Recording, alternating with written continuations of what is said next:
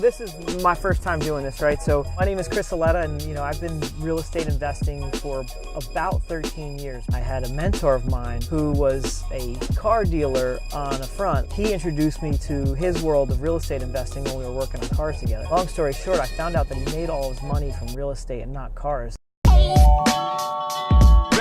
Pick this up at 150, put 30 or 40 grand into it, turn around and sell it.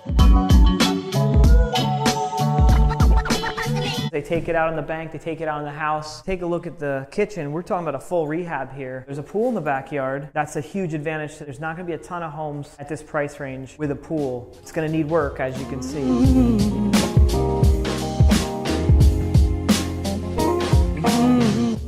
After the mortgage collapse of 2008 and 9, we had no choice but to go out and find an alternative source of income, so we went into loss mitigation. It's either a short sale, a modification, or bankruptcy or foreclosure, so we worked at JPMorgan Chase for many years helping people through the struggles of the market crash and trying to save homes. That was probably one of the most rewarding parts of my career, even though it wasn't the most lucrative.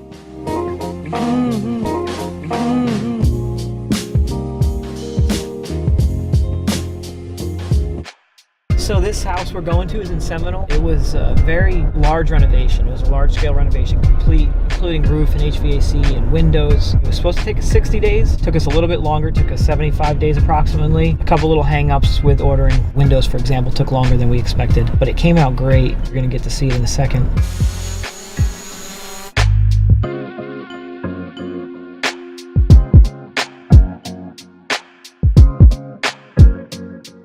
So we've got a little bit left on this house to do. We got new cabinet doors that are going in. This is an open floor plan like everybody loves, suspended over the range hood. We always put appliances and everything, and this one we went a little higher end. With the Samsung appliance package, you'll spend a little bit more, but everybody who walked through the door commented on how nice the house was and of course how nice the appliance package was. So I think it did us well. We made a good decision with it. And then down here, we had a wall we took out.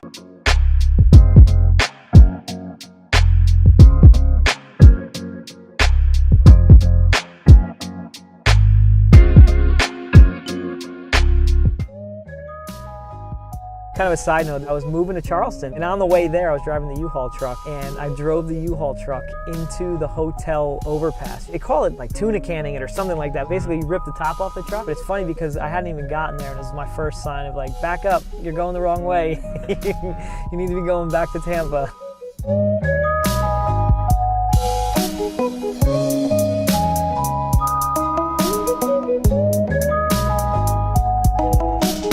This house we're going to see in St. Pete is an interesting situation. The guy's giving it away.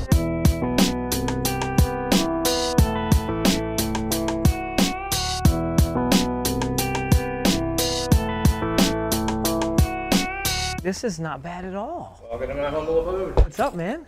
My name is Mike Schultz. I'm an investor, real estate broker. I found this house doing driving for dollars. Working with a seller, trying to do a short sale on it right now. Floor's sinking in here. Subfloor's bad. Probably the main joist too. But all in all, the house is actually in pretty good shape. I'm surprised. Newer HVAC system. Cool, that helps. So I was actually driving around the neighborhood looking for houses like this. Wrote down this address, looked up the owner, gave him a call, sent him a postcard, and he called me and said, hey, I'll give you this house if you can get rid of it. Can't beat that. I think you're gonna be 50, 60, all said and done. Windows, flooring, subfloor. You gotta repair the structure underneath. There's some joists that are broken. What do you think it's worth though after it's all fixed up and rented out? That's hard to say. I pulled some comps I gotta go look at. Like I said, there's nothing really this size around here. Maybe somewhere in the 120 to 150 range. That's where my head was at, 120. That's not a bad spread though. We could pick it up for in the 40s or below and then put another 40 or 50 into it and then sell it to a landlord.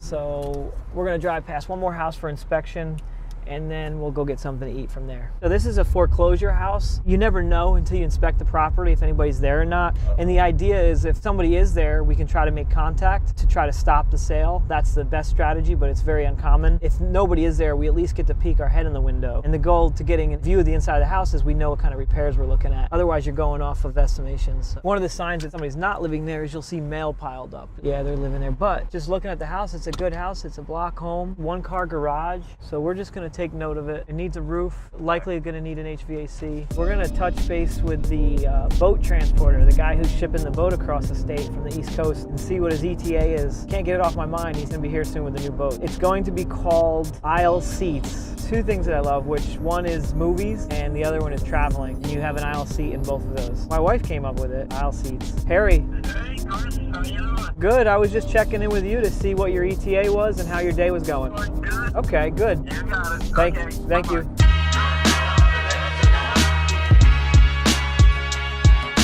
So every chance you get to make a full day of looking at houses, trying to get houses under contract, inspecting houses, if you don't do that, you're never gonna get to the finish line. Marketing turns into inspections, turns into negotiations, and then into closings.